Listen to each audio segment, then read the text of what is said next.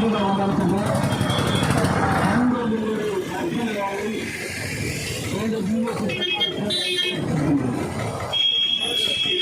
ഹോട്ടലുകളിലും റെസ്റ്റോറന്റുകളിലും ഉപയോഗിക്കുന്ന വാണിജ്യ ആവശ്യത്തിനുള്ള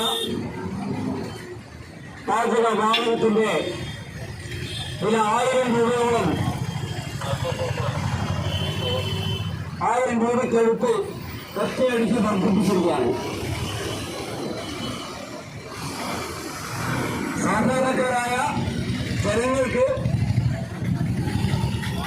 ഈ റെസ്റ്റോറന്റുകളിൽ നിന്നും ചെറുകിട ഹോട്ടലുകളിൽ നിന്ന് പോലും ഭക്ഷ്യവസ്തുക്കൾ വാങ്ങാൻ കഴിയാത്ത രീതിയിലുള്ള വിലക്കയറ്റമായിരിക്കും ഫലം. കുറച്ച് മാസങ്ങൾക്ക് മുമ്പാണ് നമ്മൾ വീടുകളിൽ ഉപയോഗിക്കുന്ന ഗാർഹിക ആവശ്യമുള്ള പാചകവാത സിലിണ്ടറിന്റെ വില 60 രൂപയോളം വർദ്ധിപ്പിച്ചത്.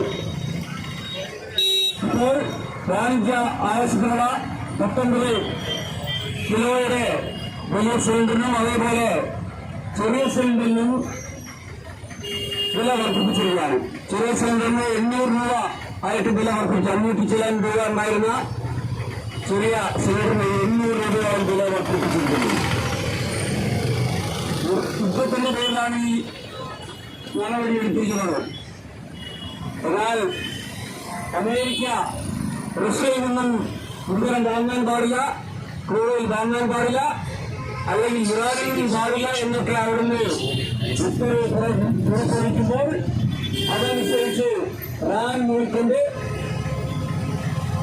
അമേരിക്കൻ തന്നെ അല്ലെങ്കിൽ അമേരിക്കയുടെയും വെനിസ്വേലയുടെയും ഉയർന്ന വിലയുള്ള ക്രൂഡ് ഓയിൽ വാങ്ങാൻ ഈ മോദി സർക്കാർ സമ്മതിക്കുകയും അങ്ങനെ ഉയർന്ന വിലയുള്ള ക്രൂഡ് ഓയിലാണ് ഇപ്പോൾ നമ്മുടെ രാജ്യത്ത്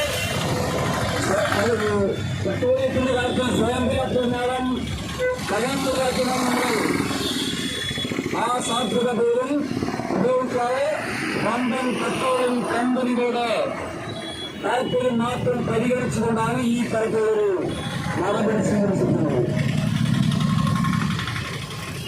അദാനിയുടെയും അംബാനിയുടെയും താല്പര്യങ്ങൾക്ക് വേണ്ടി മാത്രം നിലകൊള്ളുന്ന സർക്കാർ പൊതുമേഖല എന്ന കമ്പനികൾ പോലും കുത്തക മുതലാളിമാരുടെ താല്പര്യവുമായി ബന്ധപ്പെടുത്തിക്കൊണ്ട് പ്രവർത്തിച്ചുകൊണ്ടിരിക്കുന്നു. റിലയൻസിന്റെ ജിയോ പെട്രോളിയം അതേപോലെ സ്വകാര്യ മേഖല എത്രയോ പെട്രോളിയം കമ്പനികൾ ഇപ്പോൾ നമ്മുടെ രാജ്യത്ത് പ്രവർത്തിച്ചുകൊണ്ടിരിക്കുന്നു. അവരെല്ലാം ഈ യുദ്ധ സാഹചര്യം പോലും മുതലെടുത്തുകൊണ്ട് ജനങ്ങളെ കൊള്ളയടിക്കുന്ന സ്ഥിതിയാണുള്ളത്. യുദ്ധ സാഹചര്യത്തിൽ പോലും എങ്ങനെ ലാഭമുണ്ടാക്കാം, ജനങ്ങളുടെ ജീവൻ വെച്ചും പന്താടി എങ്ങനെ ലാഭമുണ്ടാക്കാം എന്നത് മാത്രമാണ് കോർപ്പറേറ്റുകളുടെ താല്പര്യം. ആ കോർപ്പറേറ്റുകളുടെ പാദദാസന്മാരാണ് നമ്മുടെ ഭരണാധികാരികൾ. കേന്ദ്ര BJP സർക്കാർ അധപ്പതിച്ചിരിക്കുന്നു. ഈ അങ്ങേറ്റം ജനങ്ങൾ ആശങ്കയോടെ ഇക്കാര്യങ്ങളെല്ലാം നോക്കിക്കാണുമ്പോൾ ഈ സാഹചര്യത്തിൽ ലാഭമുണ്ടാക്കുമെന്നുള്ള പരിഗണന മാത്രം വെച്ചുകൊണ്ട് നമ്മുടെ കേന്ദ്ര BJP സർക്കാർ മുന്നോട്ട് കൊണ്ടുപോവുകയാണ്. ഈ ഒരു സാഹചര്യത്തിൽ ഈ അന്യായമായ പാചകവാത വിലവർദ്ധന ഉടനെടുക്കുന്ന പിൻവലിക്കണമെന്ന് SSC ആവശ്യപ്പെടുകയാണ്. ഇന്ന് നമ്മുടെ വ്യാപാരി സംഘടനകൾ ഇന്ന് കടകൾ റെസ്റ്റോറന്റുകൾ അടച്ചിട്ടുണ്ട്. ഹോട്ടൽ ആൻഡ് റെസ്റ്റോറന്റ് അസോസിയേഷനും എല്ലാം ഇന്ന് പണിമുടക്ക് ഒരു കടയെടുപ്പ് സമരം നടത്തിക്കൊണ്ടിരിക്കുന്നു.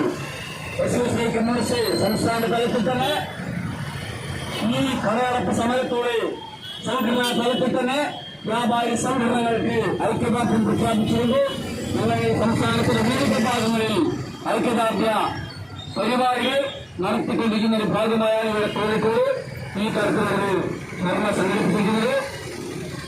ഈ ധർണാ സമരം മുഖ്യാതിഥിയായി SSC കമ്മ്യൂണിസ്റ്റ് കോഴിക്കോട് ജില്ലാ സെക്രട്ടറി അതുപോലെ സംസ്ഥാന കമ്മിറ്റി അംഗമായ ശ്രീ BK സഭാനന്ദനെ ക്ഷണിക്കുന്നു.